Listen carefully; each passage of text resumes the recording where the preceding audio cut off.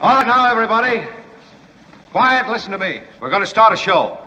Now, some of you people have been with me before. You know it's going to be a tough grind, but we're going to have a show.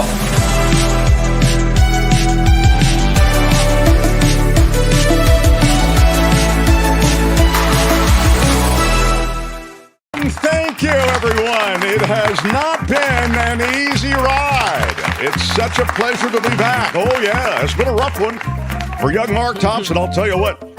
You know, lost his dad back Tuesday of last week. And then this past Tuesday, after a week with family, he returned only to fall ill immediately with a severe virus of some kind. I'll tell you, I wanted to get all the pitchers mound and start swinging, start really throwing the heat. I did one day on the show, then I got horribly ill. Hospitalized over the weekend, believe it or not, just the one day of hospitalization. But I'll tell you this, I feel better than I look. Okay, everyone, so thank you. Glad I made it back in time for the end of democracy, everyone. It really is nice to comment on it. I will. It really wouldn't have been the same without you, this whole end of democracy thing. Yeah. So glad you're here. Yeah. Man, every legal analyst, including Katsadamas, thought that the Supreme Court would likely not rule on immunity. But that's not what they did. They very much ruled on immunity and essentially said, and make no mistake about it, because I've seen a lot of weak takes on this, playing this down. You cannot play this down. Anything that can be considered an official act of the president, even if it leads to an illegal act, even if it is ultimately responsible for something illegal happening, anything that president orders is immune from prosecution. Full stop. That's what they said. So you can dress that up any way you want. And I'm telling you, I've seen these legal analysts try to both sides it, and well, you know, these are rare cases in which a president would actually do anything where they'd actually, really? Are they so rare? The guy who is waiting in the on-deck circle, he has already articulated a path of recrimination that he is going to follow. He is already articulating a vengeful path that will involve taking out political opponents. And he can do it under an umbrella of immunity under this Supreme Court ruling. Full stop. I'm trying to get David Katz on tomorrow, but I do have Cenk Uygur from the Young Turks who's going to join us in a moment. And I'm sorry, I'm really agitated about this. I'm really angry about this. This is a 5-alarm fire at the Supreme Court. It is an affront to everything we hold important in this country. For example, no man or woman is above the law. Right. Well, that's BS. They've just told you it's BS. I'll give you a specific instance in the case of Donald Trump. He directed his fill-in dude at the Justice Department, because he got rid of Bill Barr, right? So his attorney general was like a fill-in dude. Help me with his name, Kim. Anyway, he directed his new attorney general to falsify documents. He also directed, Mark Meadows was directed to falsify documents. There was more falsification of documents going on in the Trump White House than you could even get a hold of, get around. All of it is immune from prosecution. The falsification of documents, of public records, it's immune from prosecution as long as it was ordered by the president. It's outrageous. Everyone should be insanely angry about this.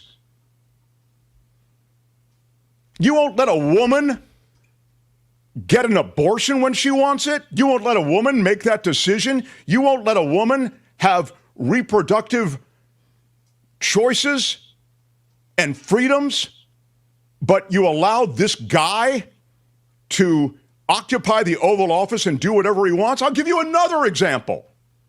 If he was in league with a foreign power, he or she, but it's going to be a he, and it'll be the last he you see because he's going to stay in office for as long as he wants to, because everything that he did would be covered by presidential immunity. If he was in league with a foreign power, he gave those foreign powers classified documents and materials. If he did it as a presidential act, as an official act within the office of the presidency, he would be immune from prosecution. And if that act of giving those foreign powers that information, they could be security codes, they could be any number of things, strategies, military strategies, whatever. If they aided in it may not relate to the U.S., maybe it's Ukraine, maybe it's Israel, maybe it's a NATO ally. And it could lead to the invasion and takeover of that country. Guess what? That president is immune from prosecution. It was a presidential act. Oops. Bad decision. I thought it was the right thing to do at the time. This is outrageous, absolutely outrageous. Man, the courts, I got to give it to Leonard Leo, the head of the Federalist Society.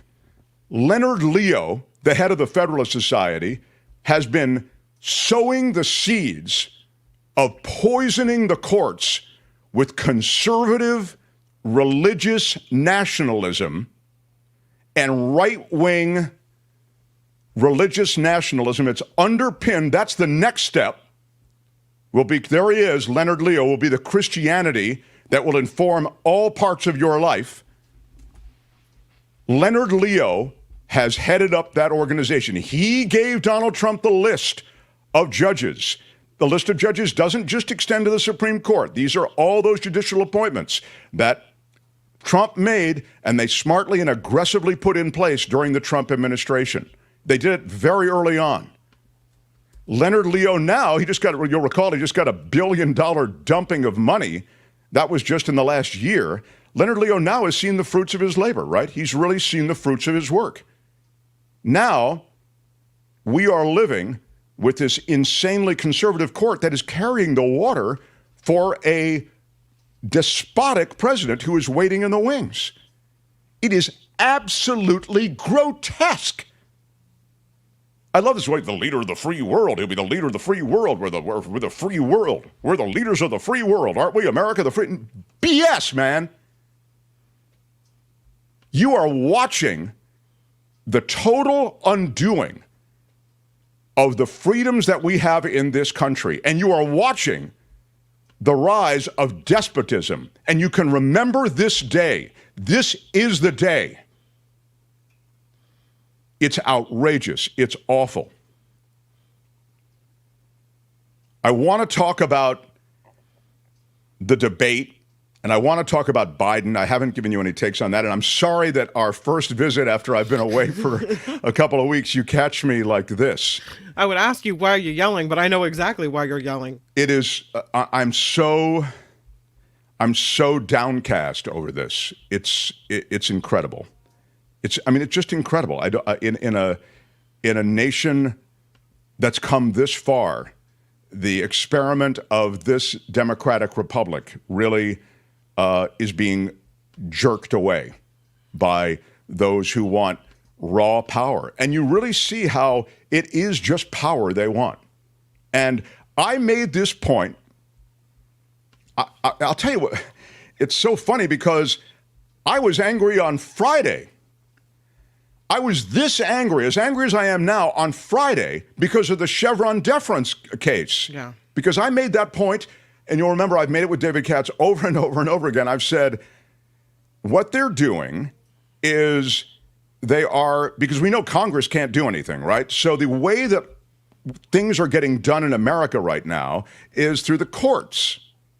And the thing about the courts is that they are increasingly infected by corporate-friendly judges and judicial appointments. And that's exactly what Chevron deference and overturning 4 decades of precedents happened on Friday. That's exactly what it did.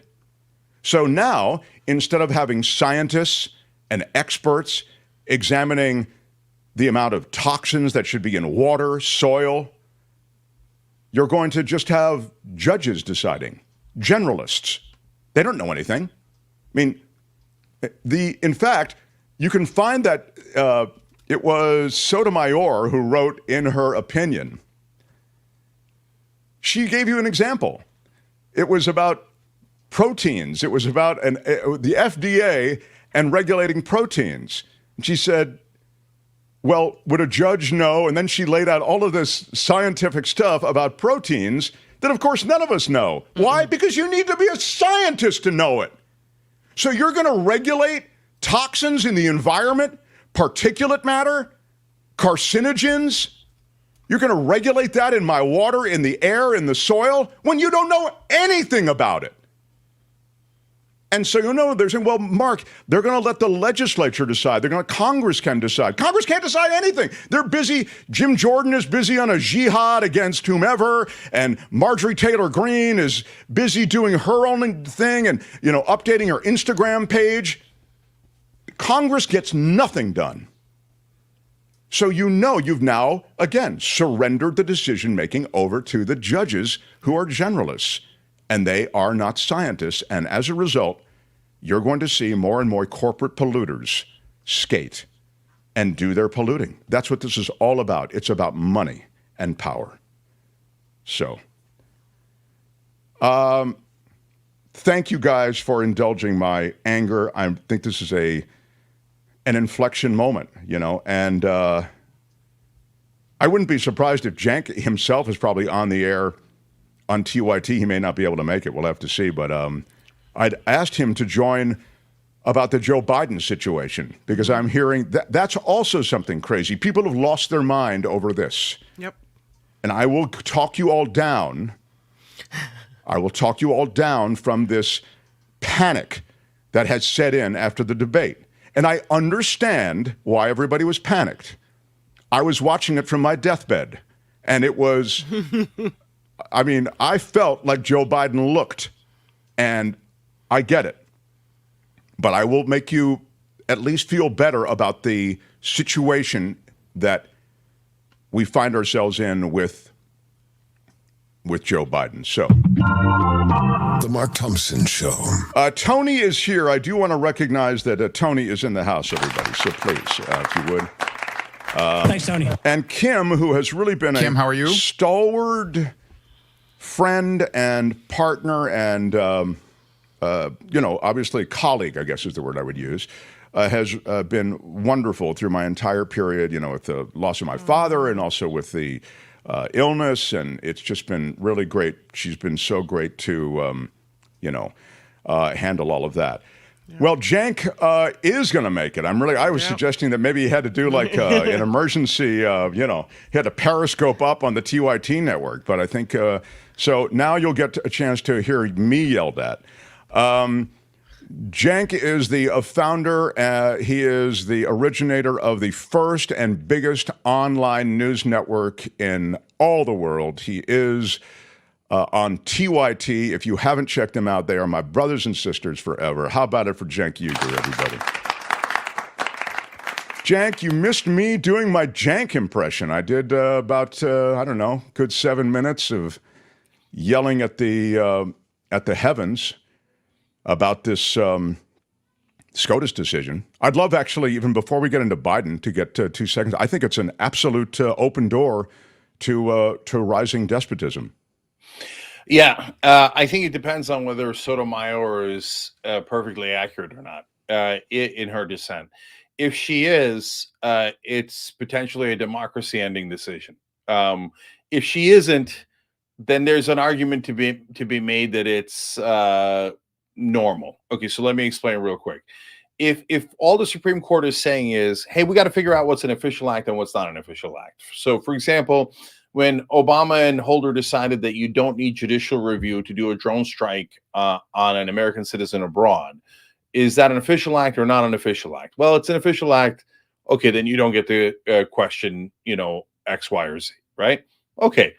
By the way, I would disagree with that. I think that actually was murder, and it was totally wrong, and they should have been held accountable. But this decision makes it clear you cannot touch that, right?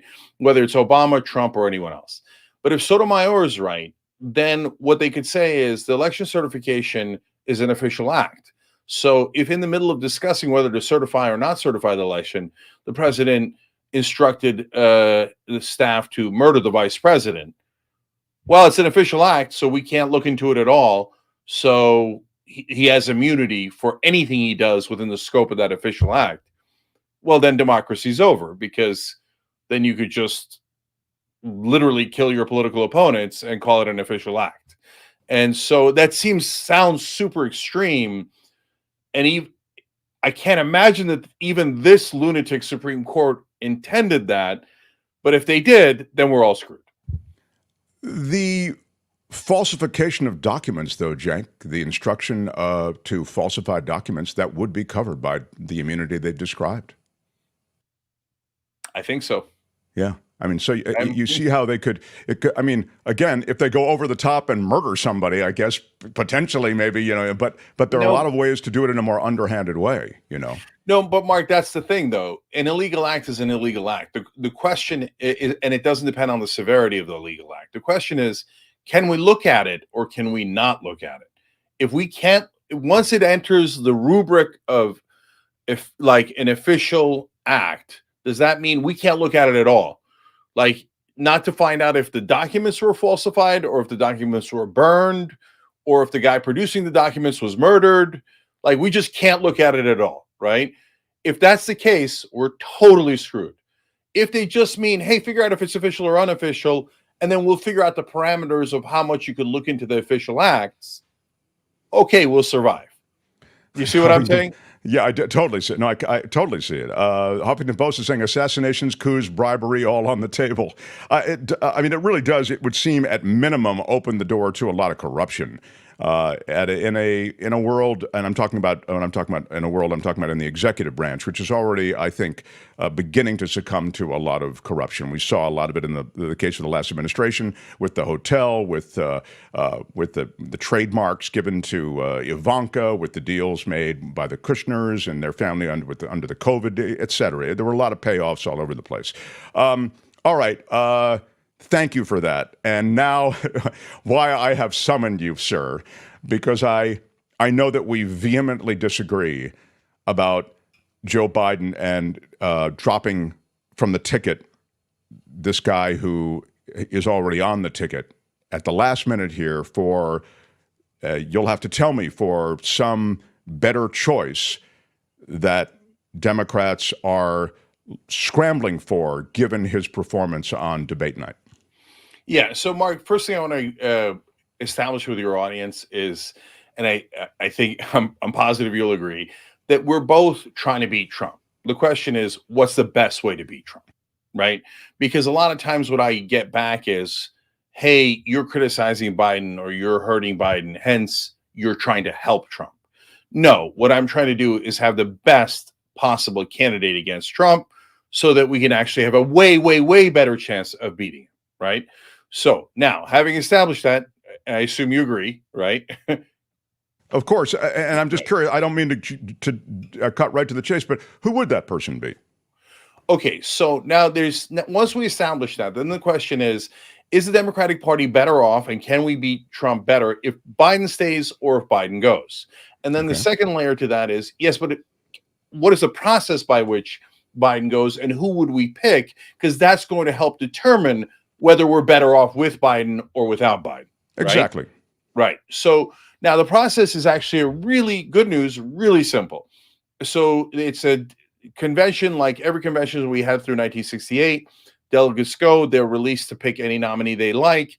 They battle it out politically. The strongest one of them, at least the one that's better at politics internally, wins. They get the most number of delegates. They become our candidate. Easy peasy. The delegates have nothing to do with Kamala Harris. She's the vice president, would take over for the president. if something were to happen to him. But the vice president has nothing to do with the campaign until it becomes the official campaign of the Democratic Party. Well, So we'll get back to that in a moment, but you're right. From a pure rules standpoint, so far I'm with you. yeah. So then you say, all right, well, the process of picking a new nominee would be a mess, is what most people say, right? And to which I, retort, so what? The question is it mess good or mess bad? Mess sounds bad, but what it really does is, these days especially, messes attract attention, lots and lots of attention, right?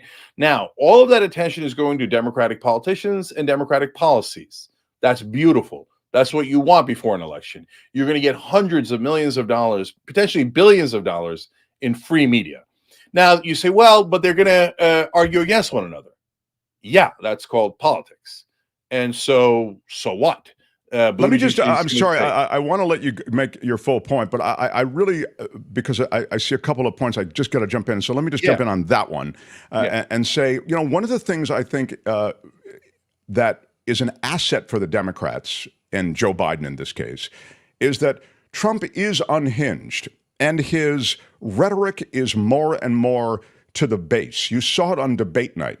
He can't help himself. He is so extreme in his rhetoric that I really don't want the media attention on the mess that is the Democratic politics, the back and forth, the policy. I want the media on the attention of Trump, because he is, I think, as revealed to independent voters and swing voters, I think he is not singing from the hymnal that they're singing from. He'll talk about Roe v. Wade. He'll talk about things that they find loathsome, that they don't support. And it will remind them of the Trump presidency. What you're describing is a process that will take that spotlight and put it on the Democrats. And again, Trump cruises.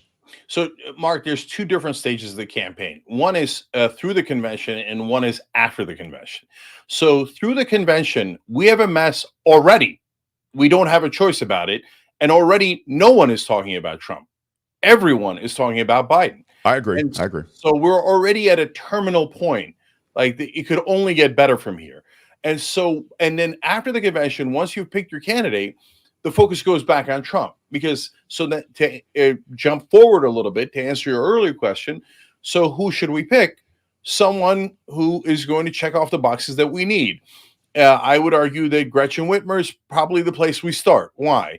Governor of a swing state, fairly popular, fairly boring, but young and can finish a sentence. Would help to highlight. But these are like, this is the sorry state of the Democratic Party, right? Right. Under Biden. And so, and she can highlight the woman's right to choose and be a great juxtaposition to Trump. But she's boring enough that the focus goes back onto Trump. And so people then aren't voting against Biden, which is currently the state of affairs. They're voting against Trump. That's what we want, right? If you pick Gavin Newsom, well, then it's 50-50 because there's a lot to attack on Gavin Newsom. And now we're talking about California. We're talking about French Laundry. We're talking about how slick he is. And then it gets muddled, right? But you pick... I agree. And I think you make a really compelling argument for Whitman. But let me just ask you how you would handle the blowback on jumping over Kamala Harris. Easy. So number one, she has no claim to those delegates officially, unofficially, through the charter in any way, shape, or form. Right? I'm not talking delegate wise. I'm just talking about you're skipping over a woman of color now to get to the white woman from the Midwest. So, Mark, that's the question though. Who is skipping over her? Nobody's skipping over her. The delegates are going to get to choose. So she can go in there and make the case. And if I'm her, I'm going to win that case. Are you kidding me? I'm the sitting vice president. That convention is going to pick me, right? But if she can't convince them of that, then she doesn't deserve it. So what do you want us to do? Give it to someone who didn't earn it based on identity politics? That's ludicrous. That's how she got the job to begin with, to be perfectly honest. That's how she got to be vice president. But, just Mark, keeping it real. Yeah, I know, but that was weak and it was wrong. And now we see it because she's a mess. I agree. So we're not going to do that again. And by the way, when Reverend Warnock is running and Wes Moore is running potentially to get these delegates, and they're getting votes over Kamala Harris, or that she's getting more votes, which part of this discriminates against African Americans? When Whitmer wins the delegate count, if I'm right, how do we discriminate against women? Like, this is absurd. This is just saying that identity politics should stop us from doing something rational, even if it was going to get to a black candidate anyway, or a female candidate anyway. It's beyond absurd. So we're not skipping over her. She has every right to get those delegates as anyone does. Cenk, let me ask you about Biden before. I know we're already at the convention and he's already in some home somewhere in our little narrative. But let me ask you about Biden. It's not as though this guy is Weekend at Bernie's. I mean, he went to G7, he went to the G20, he went to his record has been impressive. He got rid of that entire thing that Trump had promised, which was the discussion about a package that would involve infrastructure. He actually put together a bipartisan package that actually brought infrastructure to bear. He brought within that package I didn't love it. I wish there'd been more. The negotiation on drug prices. His administration, he's handled COVID, I thought, very, very well. And in fact, he handled COVID relief, et cetera. That was quite complex. He handled it, I thought, both honestly and he handled it effectively. As you look at his track record, and as I say, just in the last month, he's gone to these various conferences across Europe, across the globe. It's not as though the guy is unable to do something. And the first thing he did was beat Donald Trump the first time. Yeah. So let's take this in 3 stages. What Biden has done so far, what his current state is, what we think his current state is, and then what the American people think his current state is. Okay.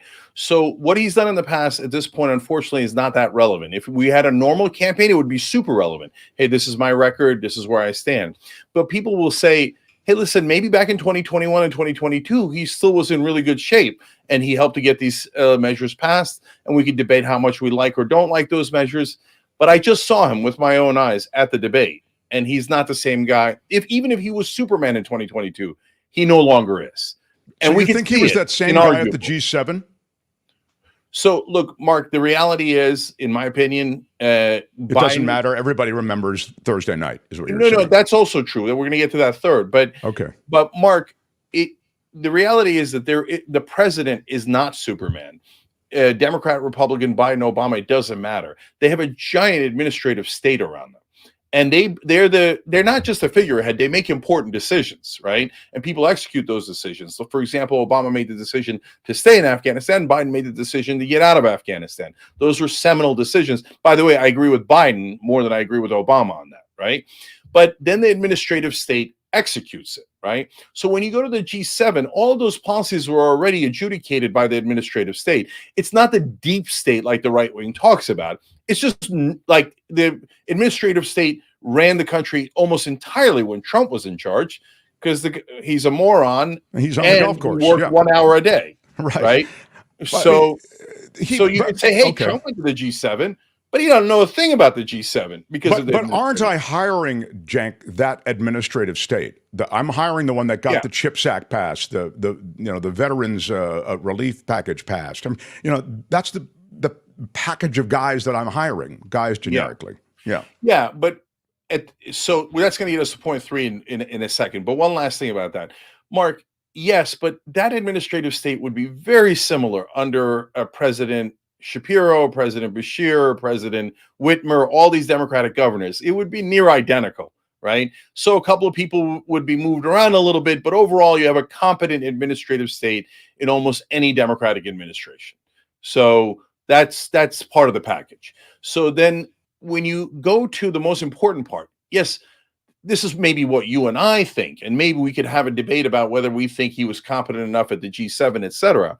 But what do the American people think is they're going to decide? And you saw the CBS poll that came out yesterday. 72% think that he is not mentally or cognitively healthy enough to be president. 72% think that he should not be the candidate. He should not run for president. When 7 out of 10 Americans say you shouldn't run, and we think you might not be mentally capable of being president, you have approximately a 0% chance of winning. That's just the reality. Yeah. The truth is, though, that there it is. Have the mental and cognitive health to serve as president. I think Tony has the mental and cognitive health to serve as president. I don't want Tony, our producer on this show and tech organizer, to be president. In meaning, when you actually get into the polling place, Cenk, and it's Trump and it's Biden and his staff propping him up for photo ops, and Trump and his staff working new ways in which they can seize power and stuff money in their pockets and poison our world. I think people vote for Biden. Yeah, but remember, Trump is the Republican candidate no matter who the Democratic candidate is. So why are we sacrificing potentially up to 10 points? So if you just Governor Josh Shapiro of Pennsylvania, let's say he's a swing state, boring, but young, smart, etc. Right? And nobody knows him. No, that's okay, because you're voting against Trump. You're voting for the Democratic competence versus Trump. So the problem is that when they get into that voting booth, if they're not voting against Trump, they're voting against Biden because they think he's too old and can't get the job done. Then we're screwed. Then there goes our advantage of being up against Trump. Do you see what I'm saying? I totally Trump see it. No matter what. I mean, by that argument, I can pretty much put up, any Democratic candidate, and That's right. and they'll have that momentum, the momentum that I've described to be Trump. That is to say, the anti-Trump vote, if you want to think of it that way. That's absolutely right. Look, some are better than others. So, I now wonder putting how, on my progressive hat but also being honest, I think that Bernie would landslide Trump, but I know that the delegates are not going to think that, and I know the establishment is not going to think that. And Bernie's very old. That's another giant disadvantage for Bernie, right? So that's not going to happen. It's going to be an establishment governor type of person. But imagine Jamie Raskin being on the ticket, a really smart guy. Terrific.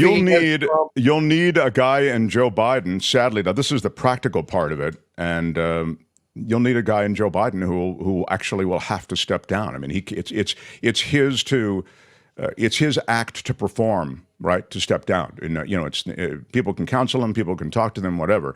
There was all the talk over the weekend while they're getting together at Camp David. That was a planned family meeting, the Camp David thing. It wasn't like they all huddled and said, "Oh my God, we got to make a decision." There was a Vogue shoot or a Vanity Fair shoot that they were doing that same weekend. So I don't know, Cenk. It's you make very compelling points, and as usual, you make them so well. It's awful. I really think the wolf is at the door, and I can't believe that we are in the situation we're in. But I really appreciate you spending some time with us today, and thank you for not yelling at me. I mean, I'm so used to seeing you yell on Piers Morgan. You're yelling all the time. Here, you brought up a sense of civility. So thank you. Check out Cenk on TYT. They're live every afternoon and evening on the East Coast. And I love what you do, pal. Thank you so much. See you, Cenk. Thank you, Mark. Appreciate it. Cenk Uygur.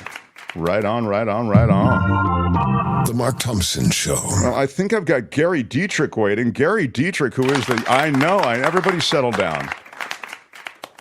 Gary Dietrich, who has really come a long way from the KGO days. You know, Kim?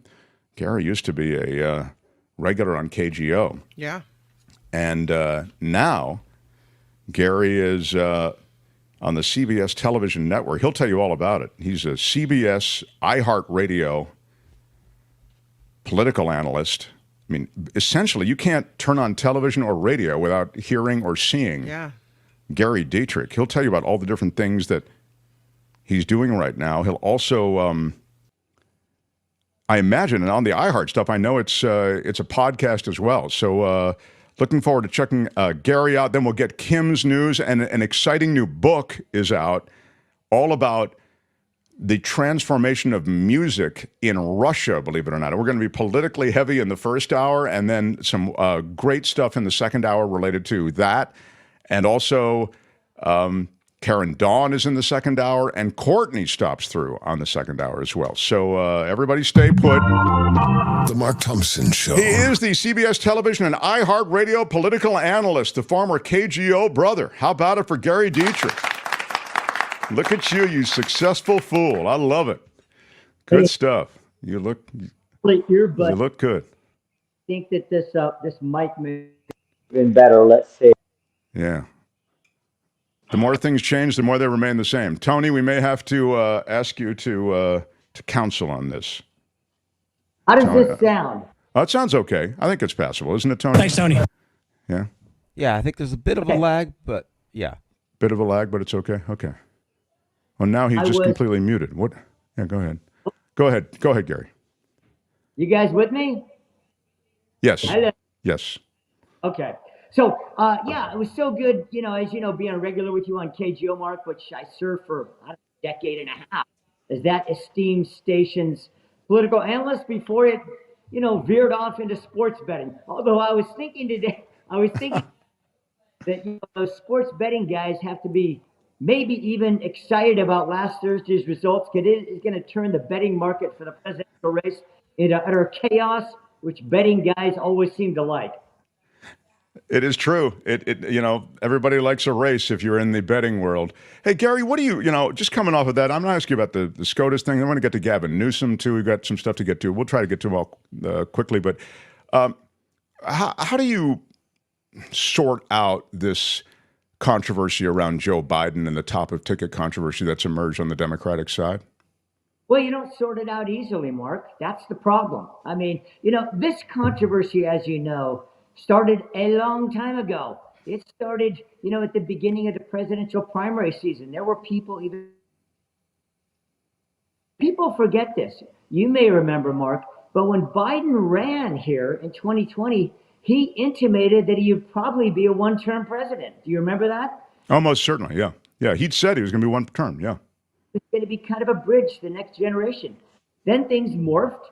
Then he adopted the position that he was the only one that could beat Trump. And, here we are now. So this is an exceptionally challenging time. Mark, I've been doing this 35 years.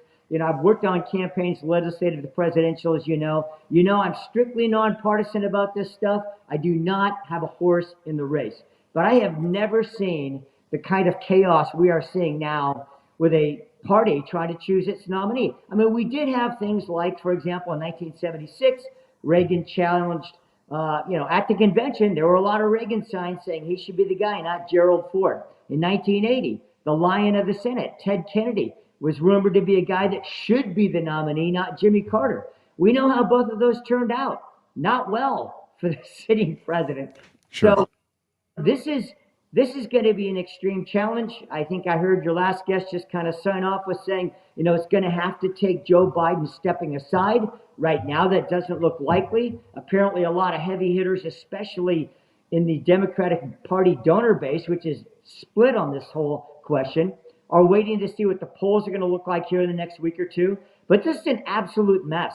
And what's truly ironic about it, to me, is that in 1968, when the Democratic Convention, as it is now, is going to be in Chicago, remember, Johnson stepped aside before then, said, I will not accept, nor will I, seek the Democratic nomination. It is just remarkable that we're back there again. I'm glad you mentioned the convention, because I want to ask you about that. One of the things that Cenk, our last guest was mentioning, was the fact that the mess that we think of these conventions being when there is no candidate chosen. In this particular narrative, for example, it would be a lot of people scrambling for delegates, et cetera. He said it's not as big a mess as you think. Sure, it gets a lot of media attention, and everybody's talking about various issues and arguing about platforms, but he said it's not that bad. What is your sense of the mess that would be that convention? Don't take it from me. Take it from Democratic Party officials themselves, because here's the deal. This is a multi-step process if you're going to select somebody else other than Joe Biden. Number one, he already has delegates that are pledged to them. They can't just wander off the Joe Biden reservation on their own. Step one, he would have to release his delegates. That's number one. Number two, you have then, okay, so what happens next? Well, you go to a brokered convention, which simply means you have open ballots. Names get put into nomination, and then those get voted on. Now, why is that so problematic? Because many people have already pointed out the fact, I don't know, we have a Democratic vice president who herself ran for the presidency. Let's remember that. In the last time around. So, the problem becomes the mechanics of it. Is Joe Biden willing or even inclined in the slightest bit to even consider releasing his delegates? That's number one. Number two, there's a strong sense that if you do that and start throwing the gates wide open, the only person legally right now that can inherit the Biden-Harris campaign war chest, because those dollars were given to reelect those two, is Kamala Harris. She's the only one that could do that. So the rest would be starting at ground zero for fundraising, etc. Plus the Biden-Harris campaign machine, of course, is already in place. So these notions that you're going to have Gretchen Whitmer and Gavin Newsom and a whole host of other people, and this is just going to become kind of a big lottery where you can start pulling names out of a hat. It just simply, the mechanics of it, Mark, do not work that way. So you're suggesting, excuse me, you're suggesting, you see, young people or younger people cough, Mr. President, too. By the way, just on that, he should have, I thought, acknowledged, even if he didn't really have a cold. But I'm going to give him that generally honest guy probably did have a cold. Why not just say, and my apologies in advance if my voice sounds a little whatever, if I have to cough, I'm fighting a little bit of a cold or whatever. It would have been a way to, by the way, wouldn't have been enough, but I'm suggesting probably should have started with it. Go ahead. What's CNN team? We're banging away, on his people. And finally, halfway through the debate, apparently got the word that he had a cold. But they were asking the question themselves, why didn't your staff just tell us that in advance? And we could, even the moderators could have said, hey, thanks for showing up. We understand, your voice may be a little bit of a challenge. We've got you properly mic'd. We're glad to have you. I mean, you could have, something like that could have ensued, and it would have gone a long way, to your point, Mark, of at least sort of blunting some of the early shock value. Yeah, exactly. Because a lot of people, in fact, most people, maybe myself included, most focused on the first 30 minutes. I mean, you get your judgment, you get your snapshot, and if that pulls you along, great. But if not, in this case, I think people made up their mind quickly, and the first 30 minutes were, pretty ugly. So you've taken us through, and what I was going to say then was, it sounds to me, Gary Dietrich, as though there just isn't really a practical way that Biden would leave top of ticket for two reasons, one of which is he's likely not inclined, to use your word. You didn't say that. I said that. But you said he'd have to be inclined. I'm saying he's likely not inclined, just based on what I've read. And number two, all those particulars that you laid out, it sounds like a fairly daunting notion to try to ramp up a political campaign for president in the short time you have left.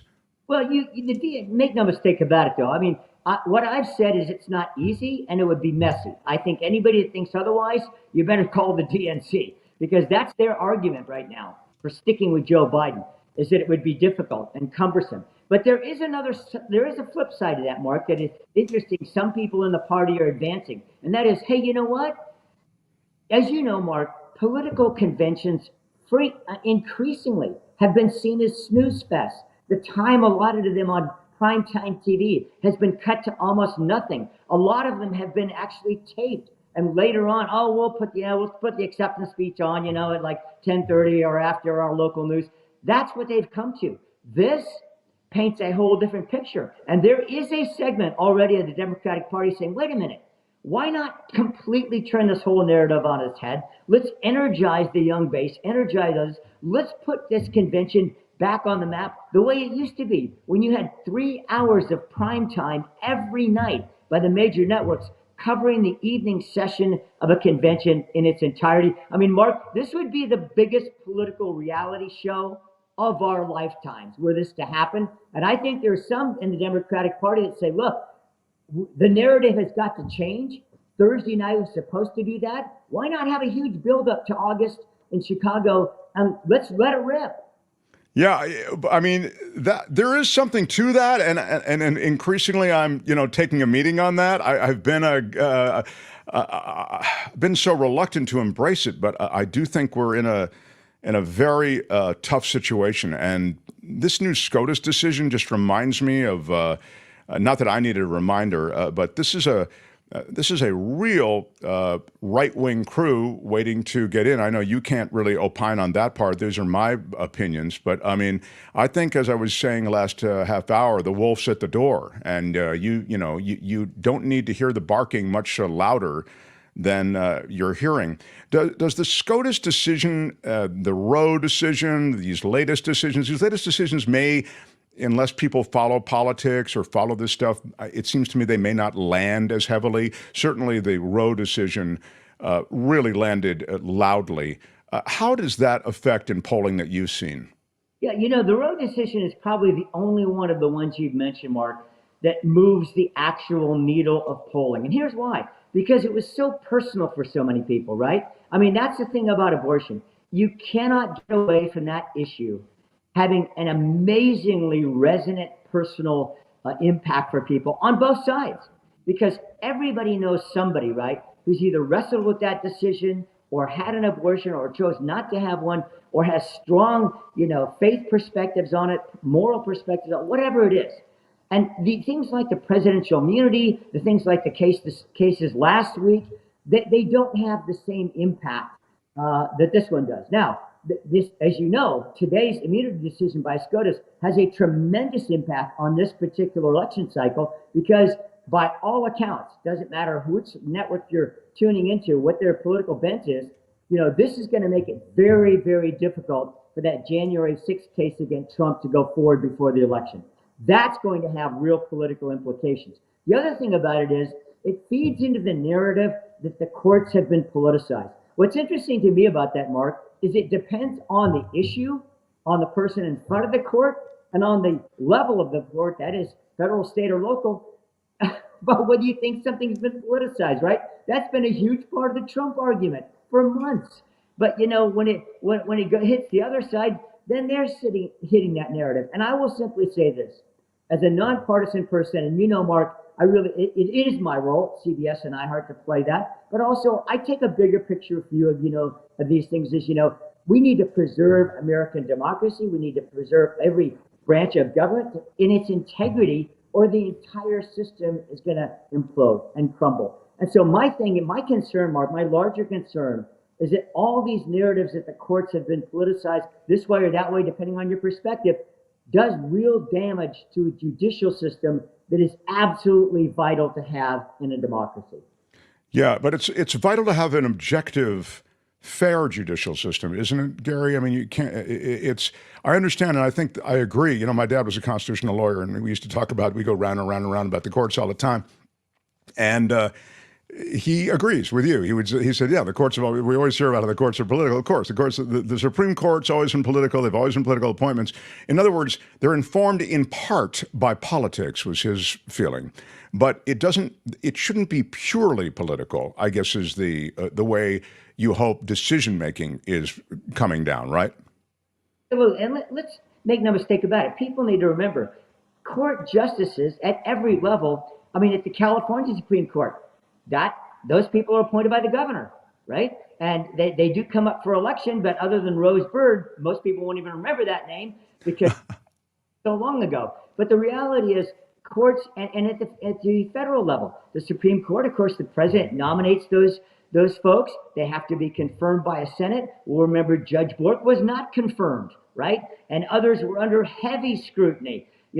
Clarence Thomas, Justice Kavanaugh, and people on both sides could say, well, that justice, they were appointed by ex-president and confirmed by the Senate when it was in XYZ party hands. The reality is you cannot take political perspectives out of the court, but I think my contention, Mark, is we don't want it to be the focus of the court, and unfortunately right now, that appears to be the case more and more.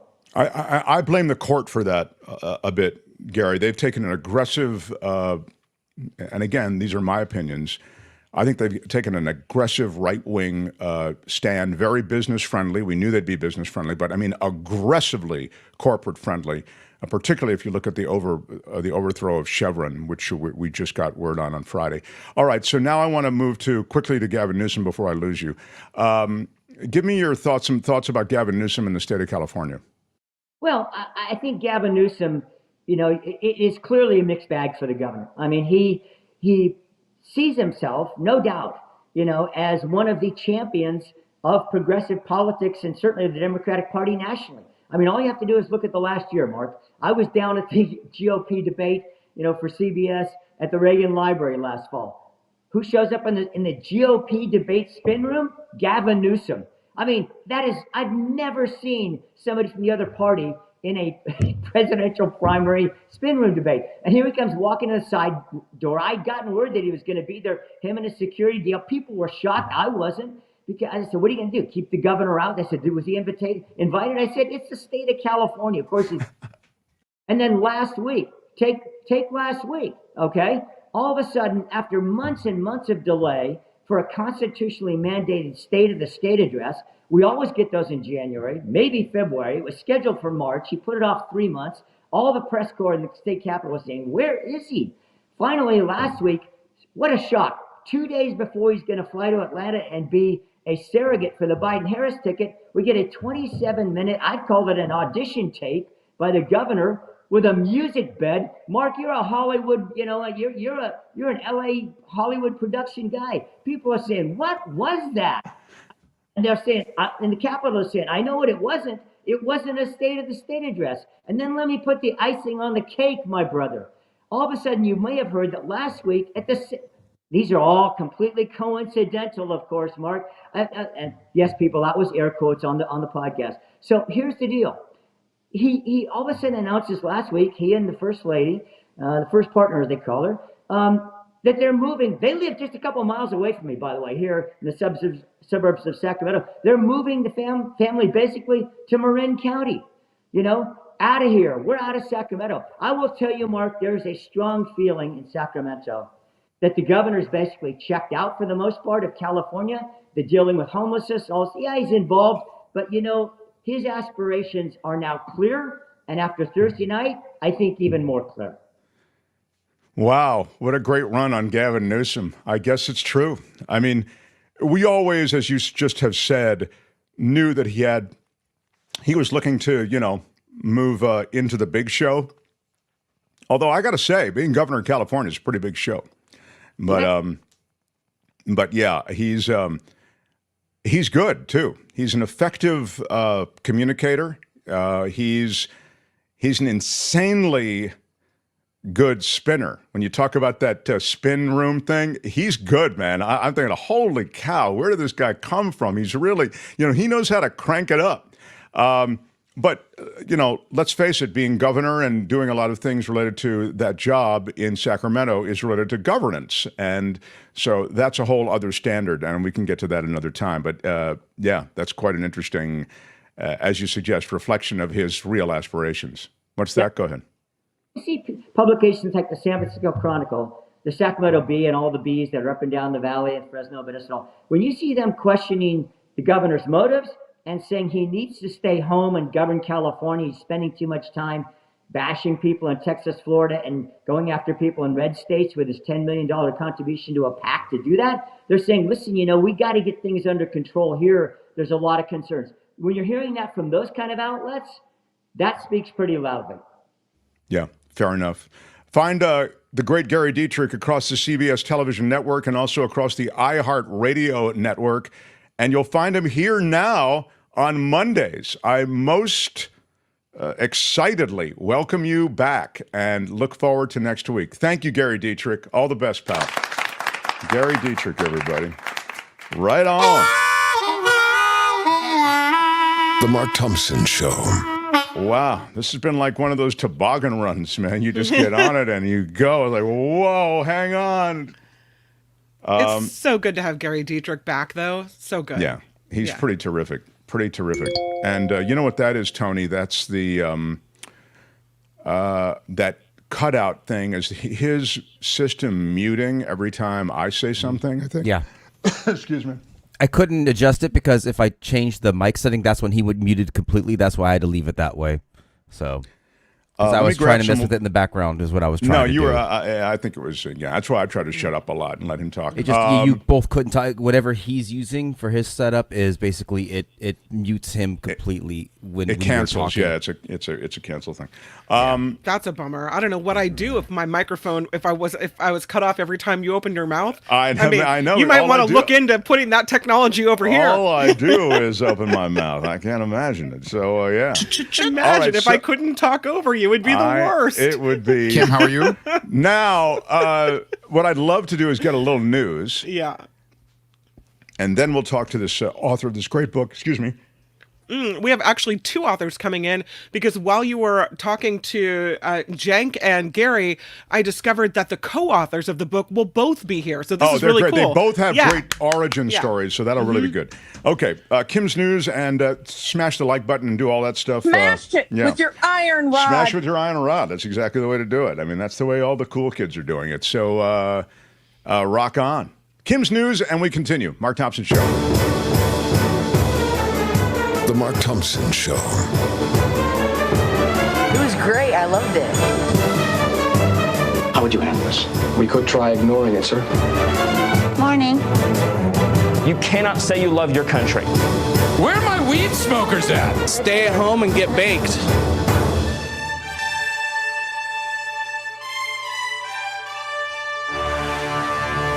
On the Mark Thompson Show, I'm Kim McAllister. This report sponsored by Tenuta Vineyards, and away we go.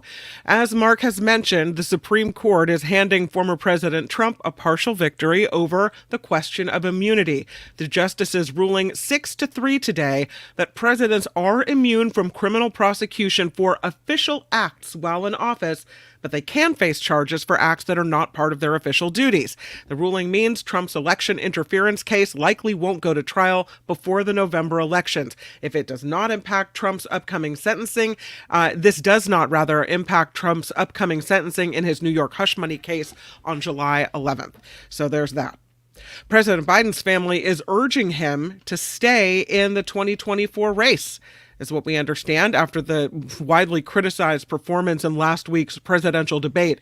President Biden reportedly discussed the future of his re-election bid with family members at Camp David over the weekend, even though, as Mark mentioned earlier, this was scheduled previously. But news reports are now saying his family implored the president to continue his campaign despite calls from some Democrats to bow out. That's the official word. Former Trump advisor Steve Bannon off to jail. Bye-bye. He's going to prison in Connecticut to begin. Yes, indeed. To begin serving a 4-month-long sentence. He spoke Sayonara, sucker! he spoke outside before entering, saying he's proud to go to prison. Really? He was sentenced to prison for refusing to comply with a congressional subpoena, or more than one, related to the January 6th riot at the U.S. Capitol. So off he goes for his 4-month stint in lockup. Hunter Biden. By the way, we'll play some Steve Bannon tomorrow. I was watching the interview with Jake Tapper. I sent it to you, Tony. Well, let's play it tomorrow. Today we've got just too many flights stacked up over SFO to do it. But I am astounded at how scary he is. And I really want you to hear, I talk about the wolf at the door, and I talk about the end of democracy. And a lot of people talk about the end of democracy, and a lot of people, I think, talk about the end of government in certain ways and related to the SCOTUS decision. I talk about it and have for years during the Trump administration, how this is their goal to overturn Chevron, and now they have. But I want you to hear the bigger plan and the plan that Bannon has and how unmitigatingly aggressive he is and his Trump henchmen. Well, he's talking about civil war. He's dismantling government and taking power. I want you to hear that, and we'll have it on the show tomorrow. Hunter Biden is suing Fox News over a fictionalized miniseries that was on Fox, focused on his foreign business dealings. Hunter Biden's attorneys allege Fox targeted the president's son in an effort to harass, annoy, alarm, and humiliate him. They also allege Fox violated New York State's so-called revenge porn law by publishing intimate photos of Hunter Biden. Fox aired that series on its Fox Nation streaming platform in October of 2023. 2022, but they later took it down after the threat of a lawsuit. Now here we have the lawsuit. So, long time coming for firefighters. There are 20,000 firefighters who've developed cancer now suing the makers of chemical foam. 12 companies have been targeted, including DuPont, 3M, and Honeywell. The environmental litigation group says the foam and heavy pants firefighters wear to fight fires contain high levels of PFAS, so-called forever chemicals. Firefighters in New Jersey say they repeatedly sprayed simulated fires with... Oh, what happened to Kim? Simulated fires with this stuff? Yeah. By the way, we've talked about these PFAs on this show a lot, right? Oh, is Kim back now? Yeah, can you hear me? Yeah, now I hear you. Go ahead. Yeah. Firefighters in New Jersey say they repeatedly sprayed simulated fires with this foam during training exercises. Many who developed cancer blame their gear they had to wear. Cancer is the leading cause of line-of-duty death among firefighters, who health experts say are at increased risk for multiple myeloma, leukemia, prostate, kidney, and testicular cancer. And again, now we have this massive lawsuit with at least 20,000 firefighters who've developed cancer suing the makers of chemical foam. And now let me just get to, I guess this is the I Told You So show. I just want to, again, revisit the fact that the Chevron deference overturn on Friday, if you are looking for the EPA to regulate these various chemicals and these toxins and these PFAs that are in these various chemicals, both in the stuff they spray and in the stuff they wear, those agencies directed to regulate those things now, filled with experts that understand these things, those agencies will have no power to do that.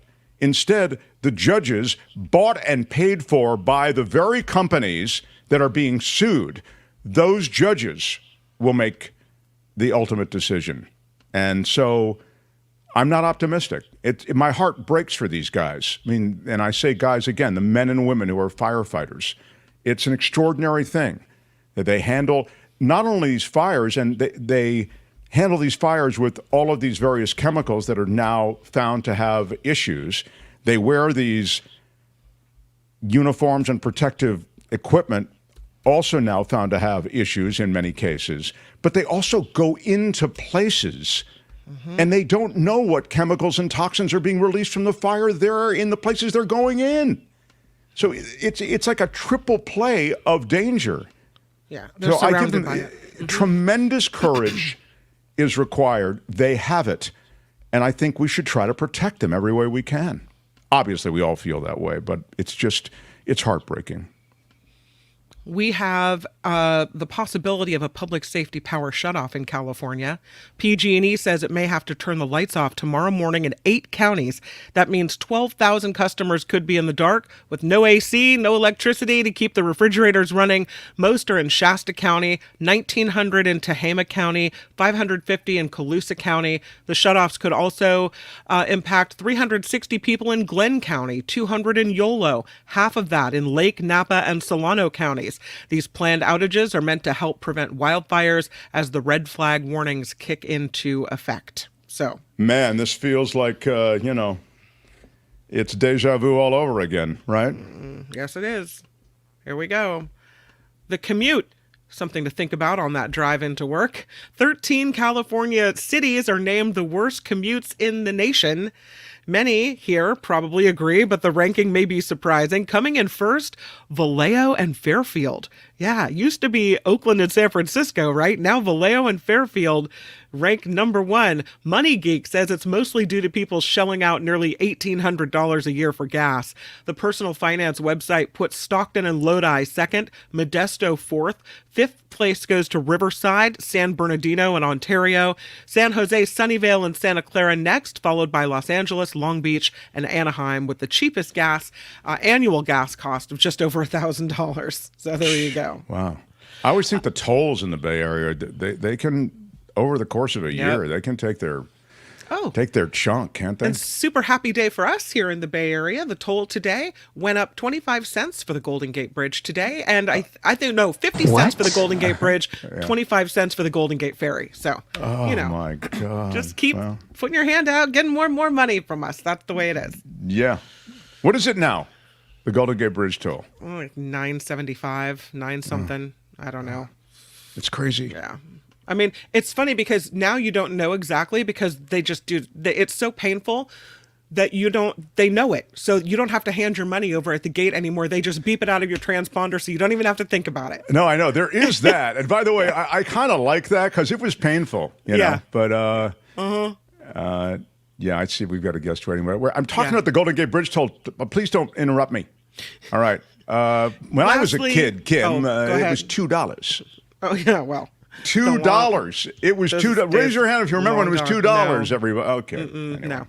You younger boys and girls don't understand. Couple quick mentions. The top tennis players in the world are meeting on the grass courts at Wimbledon. And I have a great trivia point that Courtney is going to come and share with us in a moment about that after our interview with David and Fred. And hundreds of thousands of people turned out to watch the 54th Pride Parade yesterday in downtown San Francisco. The theme this year, Beacon of Love. Yeah, 50,000 participants marched down Market Street. Actor-entertainer Billy Porter was the celebrity grand marshal. Oh, that's kind of cool. Yeah, it was good. And Nancy Pelosi was there, so woo. This report is sponsored report is sponsored by Tenuta Vineyards. Pour me another glass of that Why Are You Yelling Red? That's what I need. Come on, kids. Why are you yelling? The winery at Tenuta in Livermore will be open for the 4th of July weekend. They're open from the 4th all the way to the 7th. They just released their 2020 Estate Pinot Noir. Amazing. They've got so many wines to choose from, and we hope that you will take advantage of the Mark Thompson Show discount because you get 10% off for saying smash it with your iron rod. Yeah, anything close to smash with your iron rod. Yeah, you can it with your iron rod. You can email it to rich@tenutavineyard.com, or you can call him at 925-699-4576 and tell it to him in person and get your discount that way. Woo-hoo. I'm Kim McAllister. This is The Mark Thompson Show. Ladies and gentlemen, I'm Shadow Stevens. This is The Mark Thompson Show. Keep it to yourself.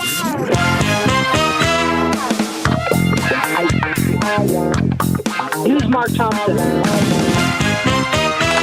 Thank you, everyone. It's nice to be back. I'm sorry for my pale pallor, cadaverous pallor. I was hospitalized over the weekend. So how about a little bit of, yes, I say that for sympathy. See, that's what Biden needed to do.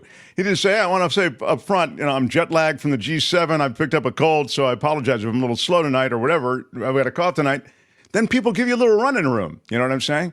On the Golden Gate Bridge toll, Steve Becker says, Mark, everything was $2 when you were a kid. Thank you very much, Steve. It is true.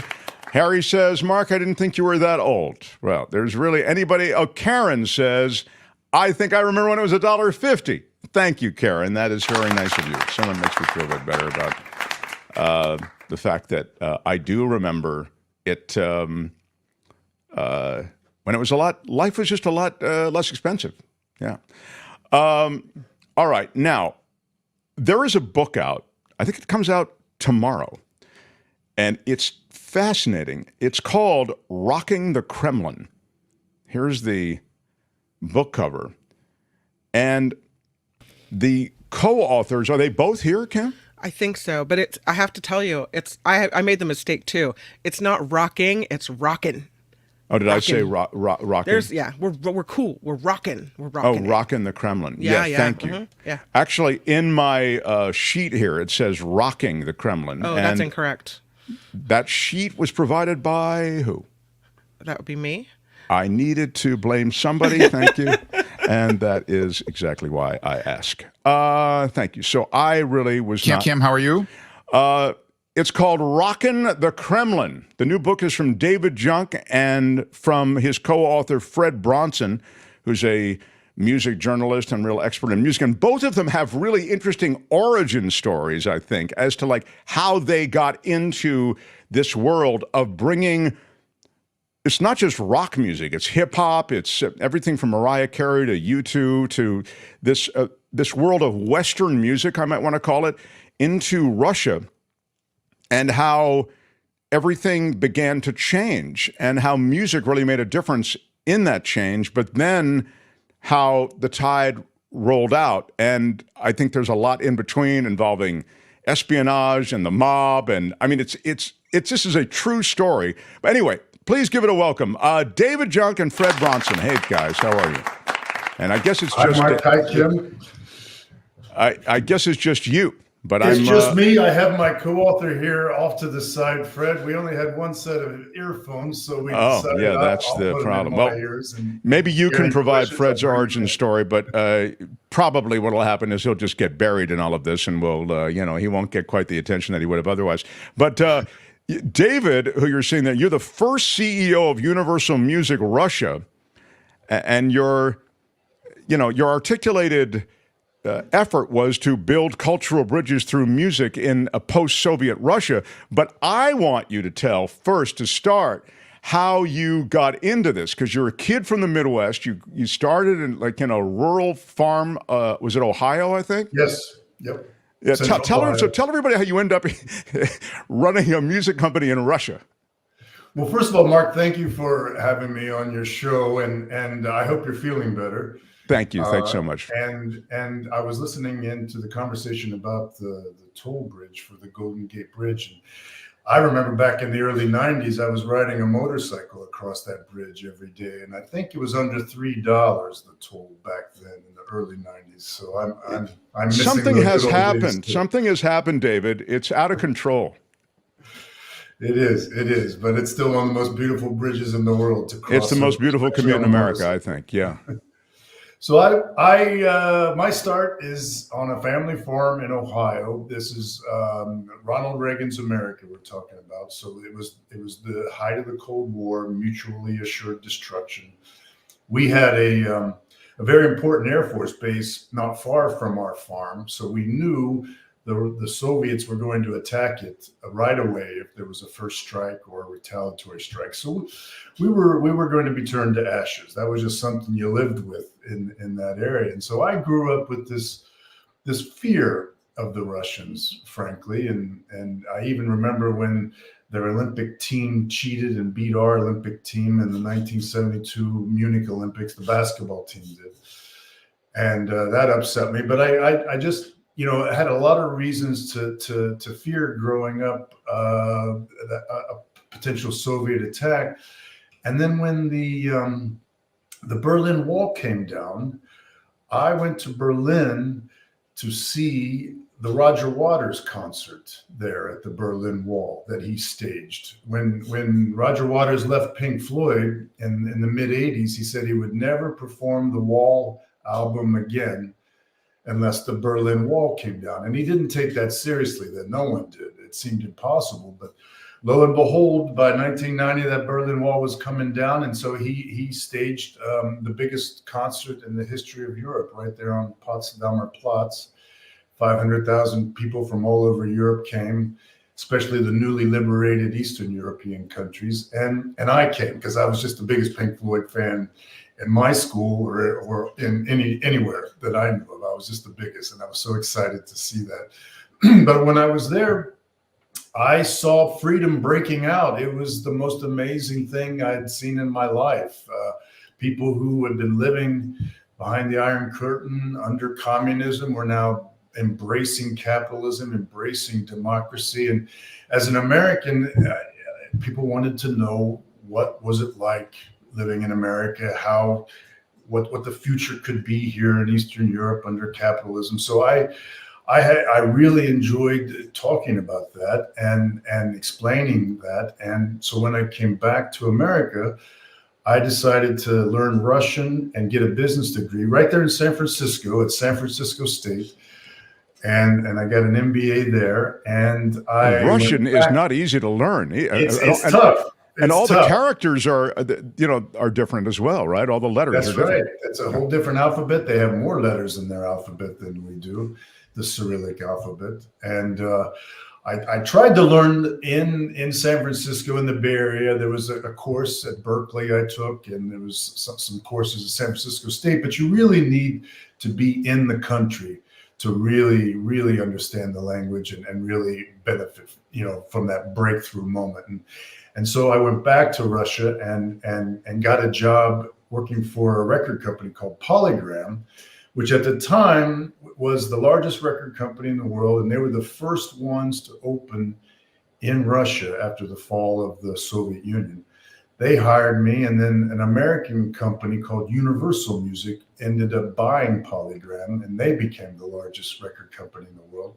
And they made me the very first CEO, American CEO of a record company in Russia. So that's how I got my start, from the phone. Yeah, but as I remember in your book, you describe what is a less than friendly environment that record company executives, we think of them here, they're in Beverly Hills and they're fat cats in New York. And, it's not that way in Russia at that time, especially. You describe a kind of mob infested world where your music is being pirated. It sounded to me very dangerous. And you said it was dangerous. It was. The Russian mafia controlled 90% of the music industry. So all the music was counterfeit CDs. The Russian mafia had their own record labels. They were signing artists and developing artists just like a record label would, but it was all illegal proceeds and black money, and the money that was generated by the Russian mafia was often used to fund terrorism or weapons trafficking or sex trafficking. So they were really bad guys, and they of course were stealing the rights from international artists and from Russian artists. And so the Russian music industry just wasn't developing at all. And that was my biggest challenge for Universal Music, is creating a modern and legal music industry in the ashes of the fallen Soviet Union.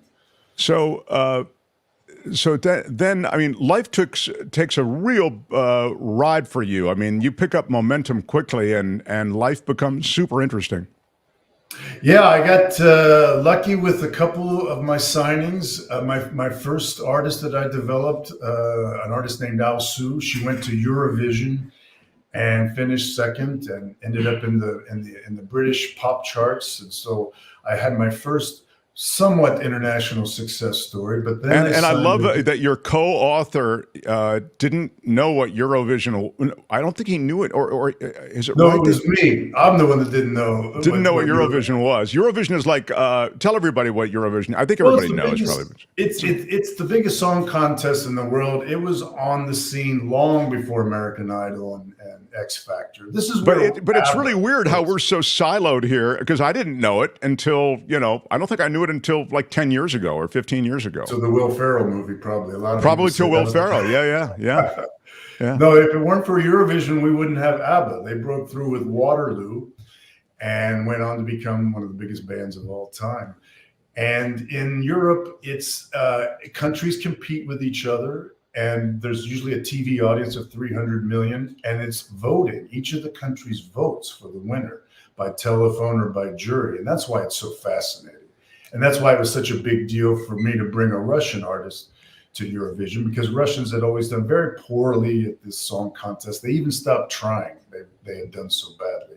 But I brought this young 16-year-old girl to perform there, and it was her first performance for a live audience in her life. So she starts off performing for 300 million people, but she did brilliantly and almost won. But when she returned back to Moscow, she was a hero in the country. So that kind of kicked the door open for you, but it didn't stop there. You then, through that door, a lot of stuff happened. Well, the next big band I signed was a duo called Tattoo. They were two girls from Moscow who were very controversial. They're in their video, they kiss in the video, and that was a very, very scandalous thing at the time. We're talking about 2000, 2001. But in Russia, homosexuality had been illegal under the Soviet Union, and even under the liberated Russia, it was still very much shunned upon, and there was a lot of repressive laws against the LGBTQ community. So it was a real risk signing this band to Universal. There's a lot of folks that told me not to do it, but we did it, and it turns out they became the biggest selling Russian act around the world in music business history, and still are to this day. So by then, your life, it's interesting. It seemed like it's successful and comfortable, but then, the whitewater rafting trip of what was happening in Russia seemed to affect it. And we have such little bit of time. I could talk to you for hours. I just think this is fascinating. But I wonder if you could talk about two things in the time, and you can do it any way you want. But in the time we have remaining, I really want to talk about how music was transforming life in Russia, the culture in Russia, as you were perceiving it anyway. Even the freedoms, the liberties that people, just the you know, what is communicated in music. That's what's so exciting about music. It's transcendent that way. And then how your world, though, began to have ups and downs as a result of changing politics in Russia. So when the Soviet Union collapsed, there was a tremendous hunger by Russians for Western pop music, for American pop music in particular. Before that, you know, Beatles albums, Rolling Stone albums were bootlegged and snuck into the country. But now the doors were open, the invasion was happening, and it was a tremendous invasion of pop culture from the West, but in particular from America, and specifically hip hop and rap music, which is what I really worked hard on. Right. That really was a culture shock for Russians, and to this day, Russia has a very strong and thriving hip hop community. So it all really started with that first breakthrough, and Eminem's album, the Marshall Mathers LP, was really the breakthrough album that opened the door for Dr. Dre and Snoop Dogg and Jay-Z and Public Enemy and all the rest. But that music, along with Western, you know, the other pop singers from Elton John, Mariah Carey, Enrique Iglesias, it really brought Russia and the West together. It was a bridge. It was a cultural bridge. And at that time, it felt like the sky's the limit. Superpower enemies are now friends. There will be peace on earth. And music is what's uniting us. I really had high hopes going into the new millennium. But then Boris Yeltsin just couldn't hang on. And the wars in Chechnya were bringing him down. He was drinking heavily, and it was just chaos, just pure chaos in the country. And that's when Vladimir Putin became president, and he changed things immediately. And he put Russia on an authoritarian track. He closed the independent media. He started harassing, any opposition, any political opposition whatsoever, and it made life a lot harder, a lot more dangerous for me too. On top of that, there was a wave of terrorism that was rocketing Russia. And that's what finally got to me. I had spent all those years fighting against the gangsters and the oligarchs and the pirates, but it was the terrorists that finally drove me out of Russia for the first time. Yeah, it was too dangerous for your family, is what you said. It was just dangerous, and the Russian security forces were unable to protect their citizens. And we saw that just a few months ago repeat itself in Moscow. So nothing has changed in those 25 years. On balance, how long were you there? 15 years altogether. Gosh, that's just such it's a lifetime when you think about all of the things that happened during that time and all of the acts you brought through. Mariah Carey, Metallica, right? Sting is one of them, I think. Sting, Bon Jovi, Elton John, Bryan Adams, all the big ones you've heard and listened to. They at one point made their first trip to Russia. And was there reluctance on the part of artists at all, or were artists excited about playing the new Russia, I think every artist is excited about playing a new venue, but to play in Moscow is extra special because we had been kept out of Russia for so long. And now for them to come and realize they have fans, they have a lot of Russian fans, it was a big deal for them. Who it wasn't a big deal for was their managers or their promoters, because they were quite scared. Russia was a very dangerous place. Sometimes there was an incident where David Copperfield did some shows in Russia, and they wouldn't let him take his equipment back out. So he had to end up canceling a European tour because of that, because he didn't pay bribes to the right people. So there was always danger. There was always chaos and problems. And if you're an artist manager or a record label or promoter, you're more hesitant than, say, the artist. But the artists loved coming to Russia, and they loved walking on Red Square for the first time. I'll never forget seeing Mariah Carey's face when she saw St. Basil's Cathedral for the very first time. It was really incredible. You had to do business with some of those underworld guys to get stuff done, right? Yes. Yes, they were very involved in the music industry. In fact, the band that I signed, Tattoo, that went on to become the biggest selling band ever for Russia, their first single was owned by a gangster record label. The manager of Tattoo had sold it off, the first song, and that was the big hit song. And without that, there might not even have been a band or an album or an international success. So I had to negotiate with gangsters and give them an offer they couldn't refuse. David, you did also build out from Russia to Ukraine, right? Yes. Yes, it's one of my proudest moments. I learned very quickly that Ukraine has always been in the shadows of Russia in all respects, but particularly culture. And the music industry was entirely controlled from Moscow for Ukraine, for the former Soviet Union, for the entire region.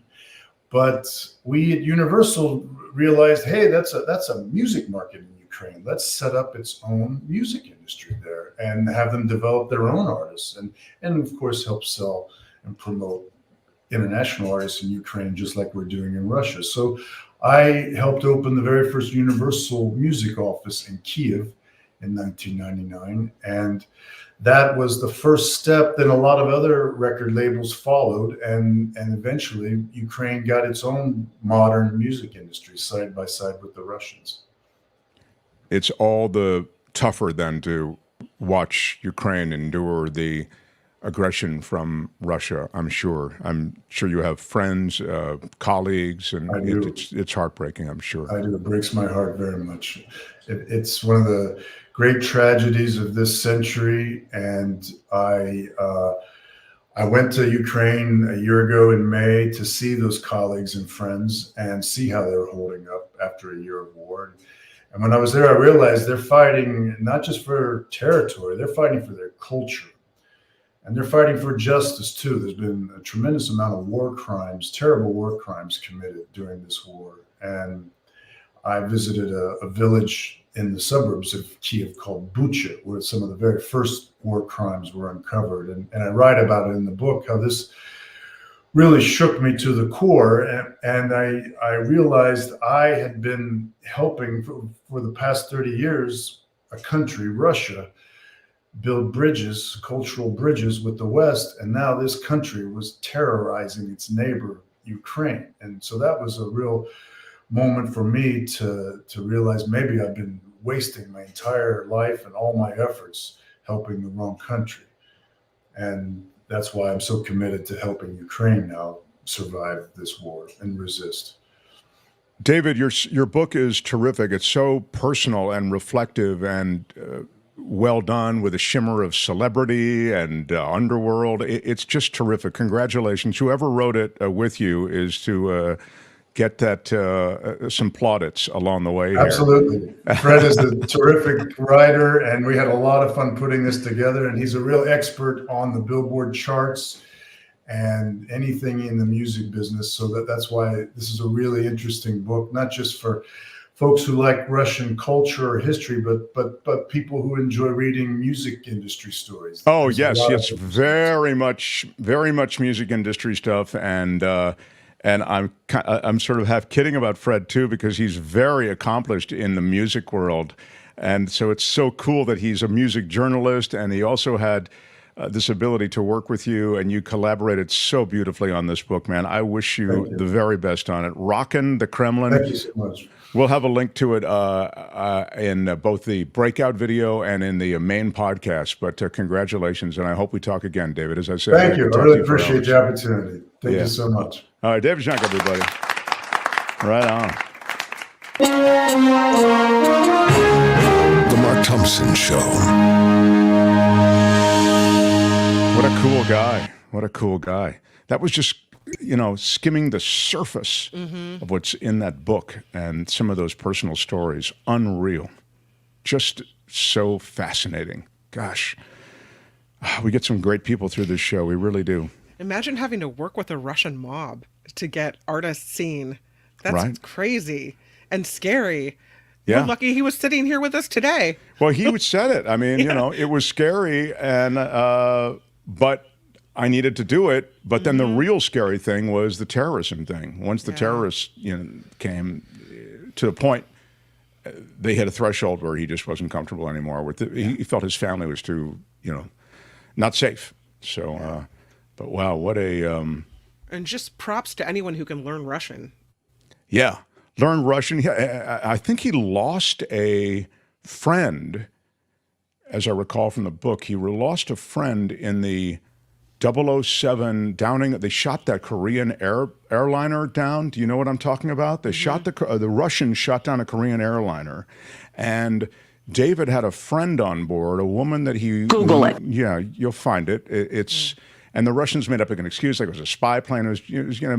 Over 60 Americans died on that thing. And so he really had like an anti-Russian thing in him. He had to get over that, So, and then he ended up marrying a Russian woman. His story personally is super fascinating, in addition to the stuff about building a music company there. Sure. So, yeah, but you're right. And then learning the language, Russian, unreal. Yeah. All I can say in Russian is spasiba. I think that's thank you. And I think that's it. Now, I used to know how to say good morning or hello, but I don't think I know how to say that anymore. I can say niet. Of course you can. Of course you can. Of course you can. Tomorrow, somebody notes, Vicky and Sausalito, hey, Grady is going to be hot this week. Grady, of course, so marvelous in our chat. Tomorrow, Spencer Christian stops through for a quick hit in the first half hour of the show, I think. So he will give us an update. What? Yeah, I know. It's that's happening. Anything else I need to get to? Tony, I will look. Are you coming? Are you going to give us an update on Wimbledon or not? Are you? Watch this water. Courtney has entered the hey, it's Courtney in the studio. house. But before, let me just give a shout out to Vivian. Vivian, Big shout out. Thank you for a 10 spot. It's great to be back and to be able to thank this audience for all their support. There's some tough days. Welcome back, Mark, says Flo with a 10 spot. Big shout out.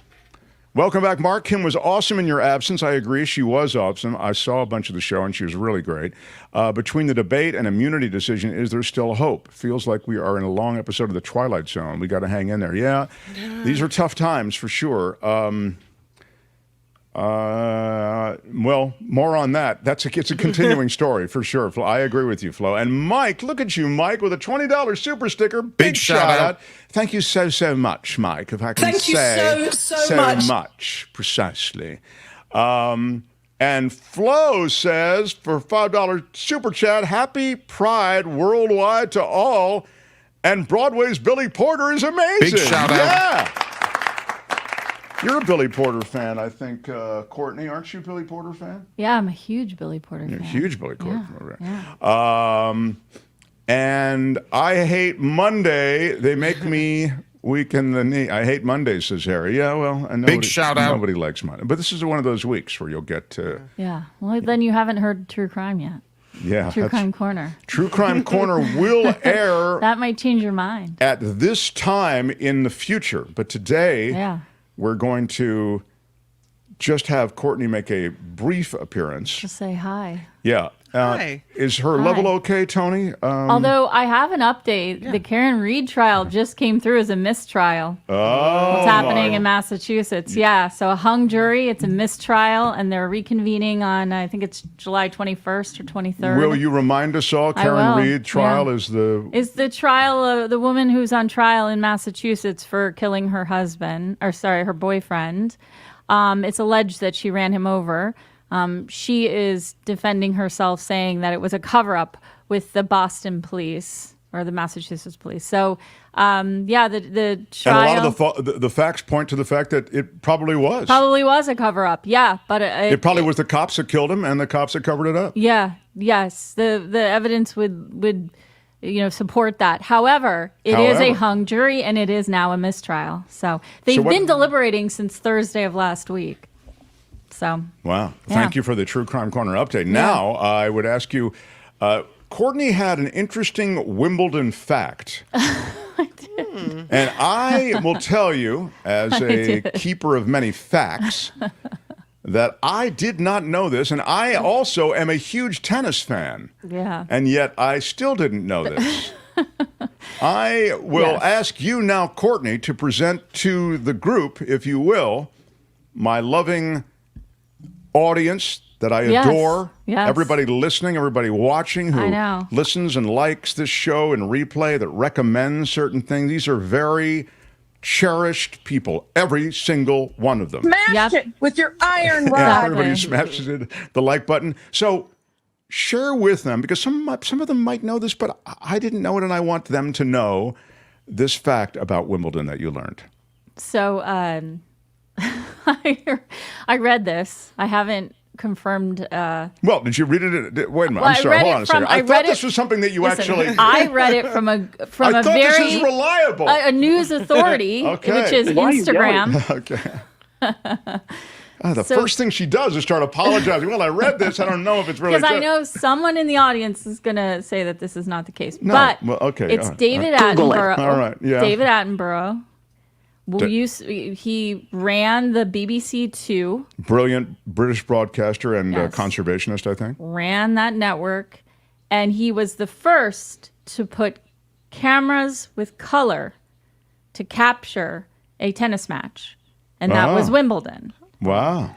And so he aired. Thank you so much. Oh, yes. Thank you so much. He airs Wimbledon. Yes. But at the time, when he was running the cameras and he was running BBC Two. Yes. The tennis balls were white, and the people watching the matches complained that it was We're also hard. white. Oh, I'm sorry. Yeah.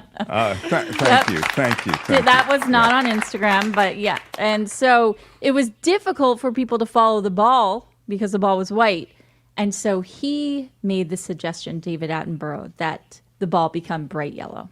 And that is, in fact, why the ball is bright yellow. What? And then it went on to say that a lot of the tournaments changed the ball to yellow. But in fact, Wimbledon was the last tournament to change it to yellow. That's insane. Yeah. That truly is. What? Yes. So that is truly insane. So he suggested it, said it should change it to this. Yes. And but then the other tournaments on the Grand Slam circuit, they're the ones who actually did it first, even before Wimbledon. Wow. Yes. I think that's a great fact. It's a great fact. So I love that stuff. I know you're a big tennis fan, so I was excited to and it has totally changed the way that you can pick up the ball, especially, before high def, which is, they've had the balls that bright yellow for a while. And before high def, you really couldn't see the balls very well. But then, bam. And if you were to ask anybody about tennis, probably the first thing they'd talk about is the ball. It's so iconic, that bright neon yellow green. So, but yeah, it was an interesting fact that I read this morning. I thank you for stopping through. Well, thank you for having me. I'm glad you're feeling better. Yeah. It was touch and go there for a little bit. And I can attest to the fact that Mark said many, many times over the last 2 weeks how grateful he is for this community. So your really support means everything. Really is true. Pretty awesome. Yes. Pretty awesome. Yes. Thank you, Courtney. Thank you for having me. All right, Bye, we'll Courtney. see you next. Bye, Kim. Next Monday for True Crime Corner in its entirety. So, The Mark Thompson Show. All right, Kim. I have two stories for you. All right.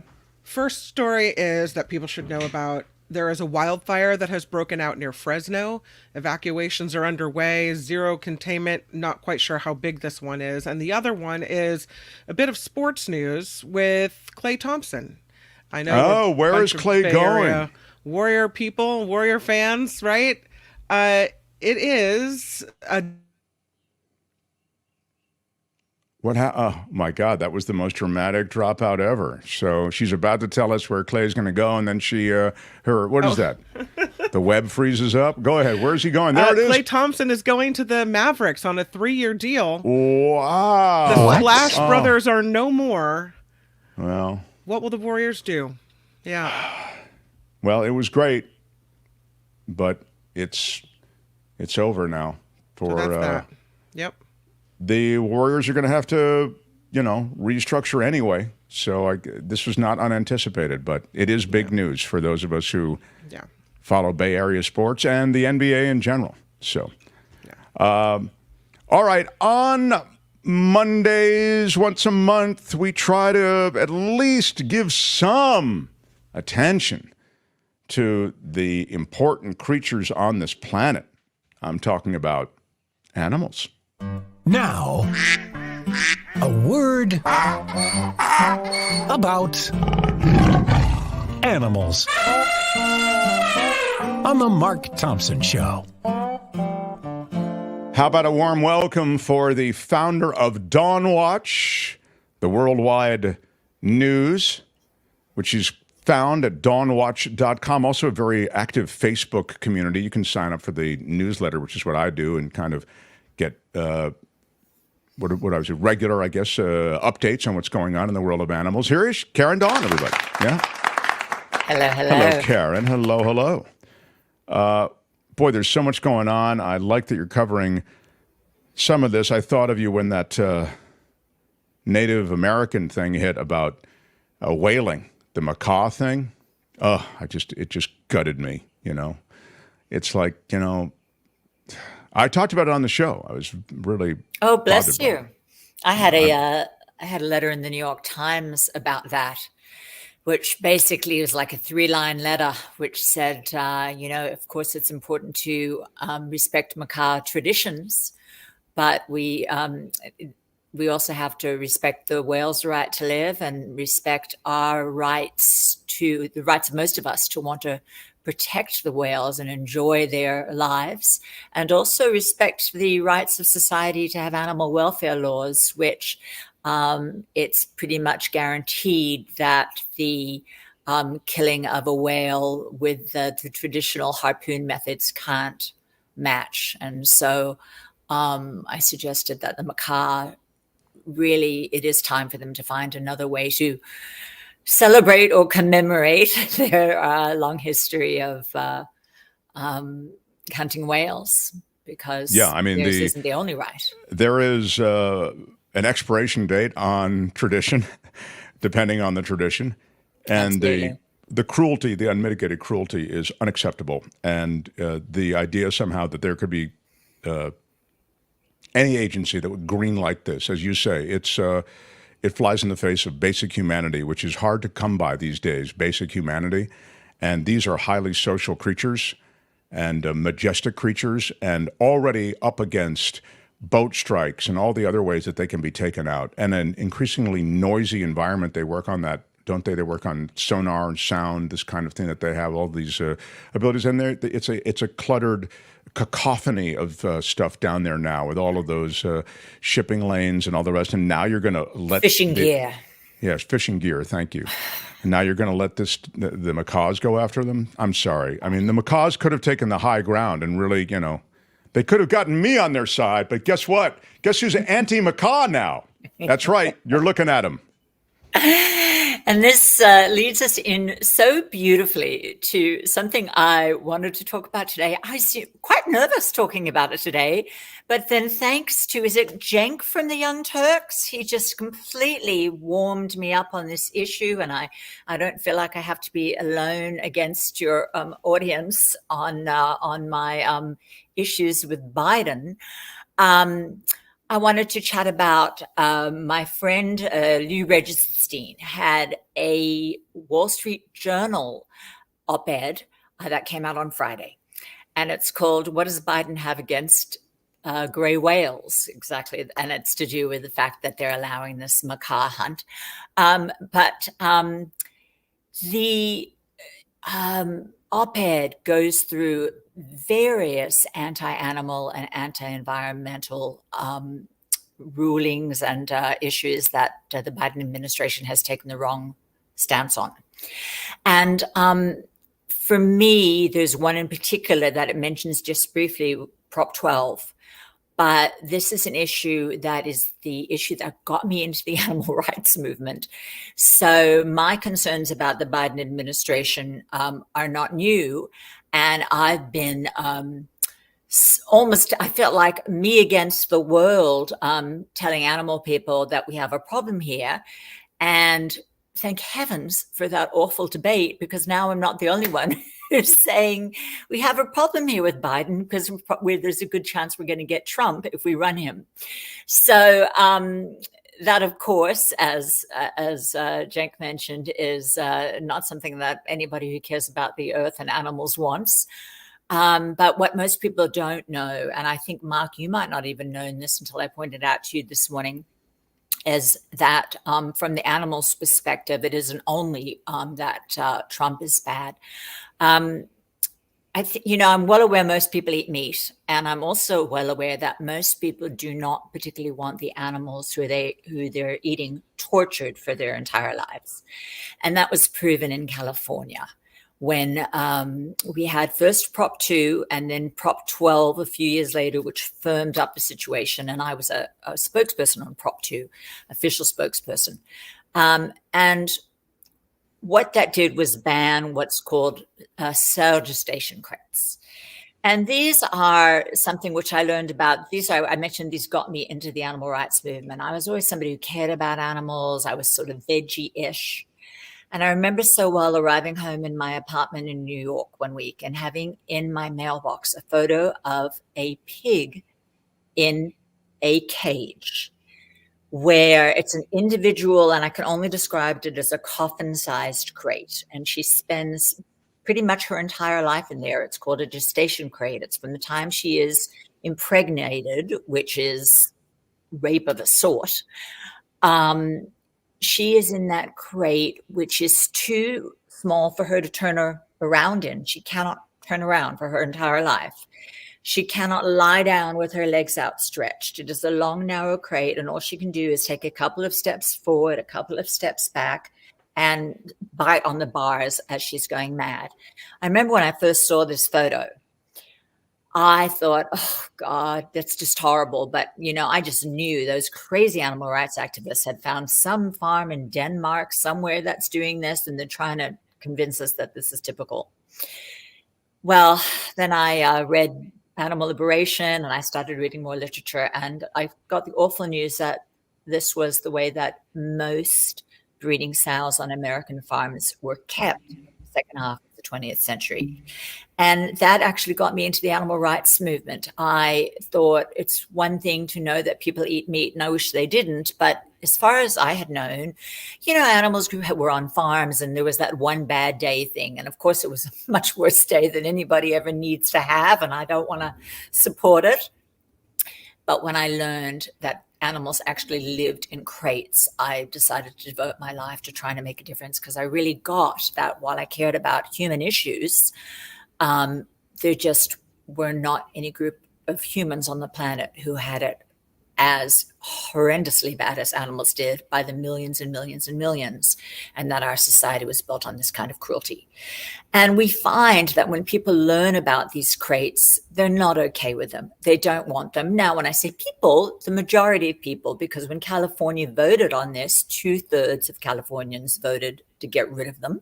And that was despite the pork industry running a massive campaign saying that, the price of pork was going to go up, and eggs as well. There's also the same campaign banned battery cages for hens.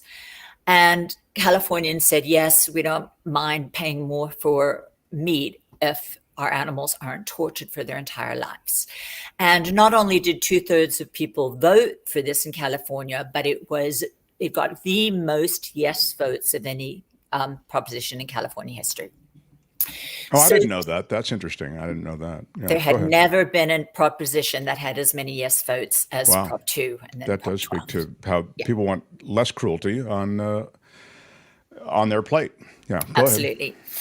So, very sadly, of course, the pork industry tried to fight this, and they lost in California, so they took it all the way to the Supreme Court of the United States. And very sadly is that the Biden administration, who could have just stayed out of it, actually backed the pork industry in their fight against the will of the Californian people to ban meat that comes from farms that keep these pigs in crates. And it is the majority of farms that do that.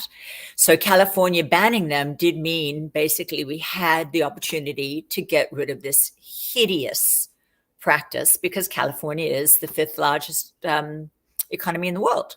So the Biden administration actually stepped in to side with the pork industry against the people of California in order to keep pigs in crates.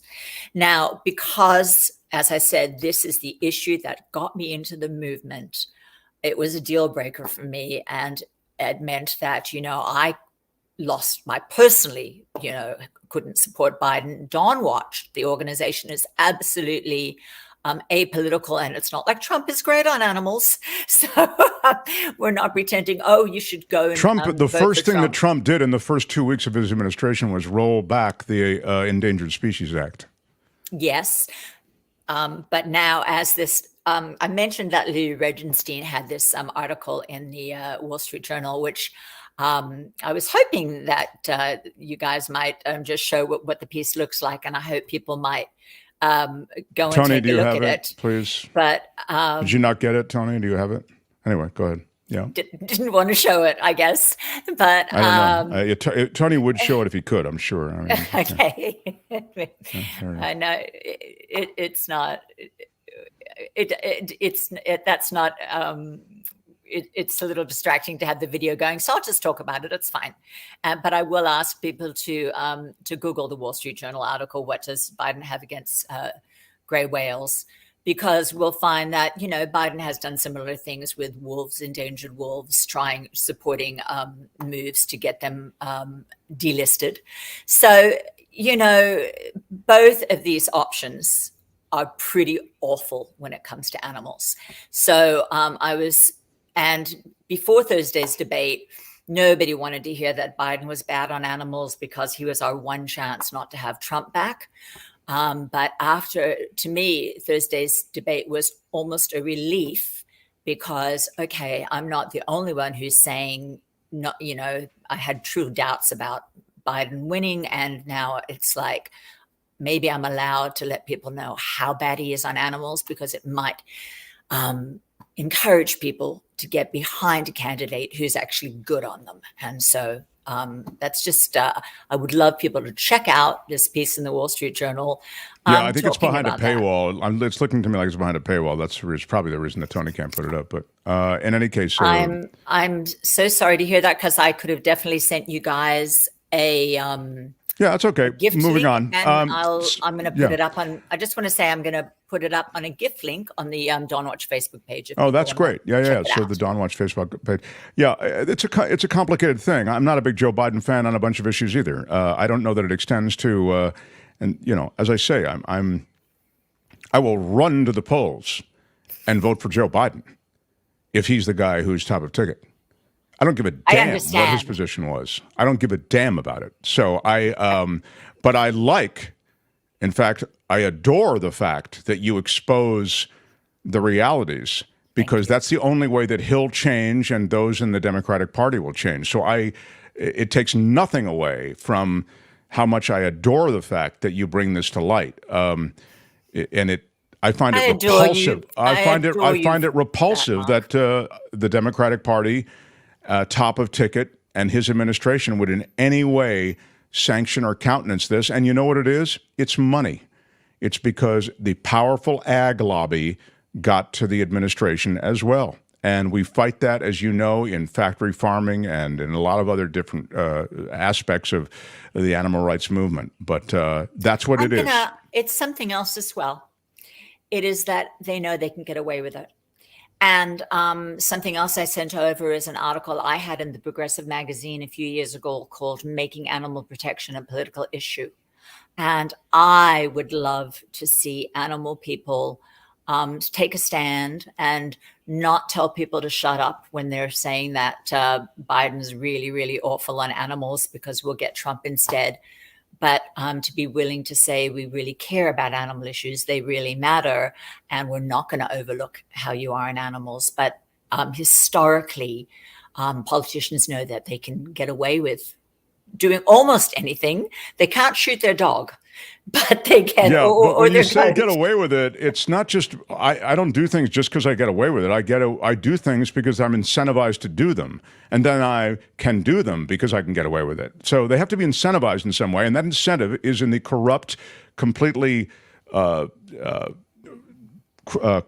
have to say it's a crime-ridden system that permits pay to play. It permits big ag money to drive legislation. So, in any case, but I'm not saying that's not true. I'm saying there are ways around it that don't necessarily have to do with money. And in this article, Making Animal Protection a Political Issue, what I talk about, and that's it, and it's still on the Progressive website. It's not a new article, but it's funny. This article came out just after Chris Christie did almost exactly what Joe Biden just did, and it was less of a surprise with Chris Christie.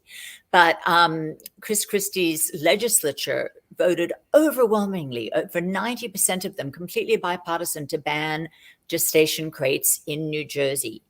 And because Iowa, Christie was getting ready to run for president, and Iowa is isn't the first primary state.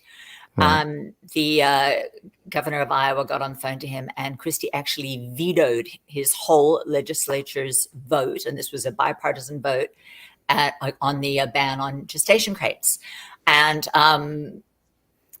when Biden said that happened just before I wrote that article, and I talk about that. So it's so funny that, gosh, it's almost a decade later. Here we are again with Biden having done the same thing because he knew. Yeah, the more things change, the more they remain the same. I like that article that you wrote for a lot of other reasons. So I would encourage people to read it. I mean, you can just go. And something it mentions is that, and when you're talking about the money isn't the only issue, it's also votes. And it's so funny that the NRA, of course, are generally not the friends of animal people, but I do argue in that article that we might want to start modeling ourselves on them a little bit, in that the reason they have the power they have isn't massive donations. It's that every politician knows that if the NRA comes out against you, you do not have a hope in a swing state. And that's why no matter Democrats, Republicans are never, ever going to come out in a swing state strongly against guns, because in those states where a few percent of the vote goes one way or the other, the NRA has that few percent of the vote, and it's enough to swing the whole election. And if only animal people would start saying, you know what, you're not going to get my vote if you veto, if you go up against California, and against the will of the people of California in order to back the pork industry and keep pigs in gestation crates. That's how things will change. And Mark, I absolutely respect what you're saying. I'd vote for him no matter what, because Trump's our alternative. You dislike Trump that much. I get it. You care about many, many issues, including animals, and I'm really glad you care about animals. But for those of us who care passionately about animals and devote our lives to them, we've got to stop overlooking the kind of things that go on and make it clear that people can't just assume they're getting our votes because the other guy's really bad as well. And that's what also Lou's article is about, that it's not saying go vote for Trump, or that anybody who cares about our animals is going to go vote for Trump. It's suggesting that people who vote for animals, who care about animals and the environment and whales, and certainly what happened with the gestation crates, will stay home if the Democrats send in somebody who has actually shown such antipathy to our issues. It's not the usual apathy. You always wonder what issue moves the meter to either get them to the polls or to keep them home. So don't want to say, but I like the fact. In fact, that's what activism should do. It should motivate votes and voting blocks, and Yeah, I think you make a really good point. So, Well, what DwanWatch, the whole purpose of DwanWatch isn't to tell people what to do. And again, it certainly isn't to tell people how to vote and not telling people to stay home, though I'm open to saying I'm excited about the possibility of somebody good on animals possibly going onto the ticket. But what DwanWatch does is try to get the media to cover animal issues well so that people can make informed choices in line with their values. And the fact that the media barely covered that the Biden administration filed this brief in favor of the pork industry against California is exactly the sort of problem that DwanWatch hopes to overcome. And I love you for giving me the opportunity to just mention this to the folks on your show so that they know that the Biden administration has shown a real antipathy to basic farmed animal welfare. Yeah, May I close on a happy note? Oh, please do it quickly. We're very late. Yeah, there is the most gorgeous. Margaret Renkel is one of my heroes, and you and I have discussed her work before on these segments, and I've had you read bits of her work about the turtles. She has a piece in the New York Times. It'll probably be in print tomorrow. It's online today, and it's already on the DwanWatch Facebook page, called Enough with the Fireworks Already. And it's about the extraordinary damage that fireworks do to not only to our pet dogs and the amount who run away on July 4th, and some of them get hit by cars and the rest of them are trembling in the bathroom, but also to wildlife. And while this is sad stuff, the way she writes about it is so beautiful, and to have it in the New York Times is a real blessing. So you put the link there. Maybe we can put that up too, Tony. I don't know. I know it's on my It's on my Facebook page, the top of which is DwanWatch Inc. There it is. It's the top article, and I have taken it out from behind the paywall. I've put the gift link up there. Great. And I will today also put the gift link up to the Wall Street Journal article, just so people can know a little bit more and make informed choices in line with their values, not mine. Lots of good stuff. Appreciate that, Karen. DwanWatch.com. And also, it sounds like Facebook is a great place to kind of check out a lot of different stuff that you can click through to. And you've made a lot of provocative points here, and I appreciate it. I think you've exposed a lot of realities that need to be exposed. So always a good visit. Karen Dawn. Thanks, Karen. Join the flock.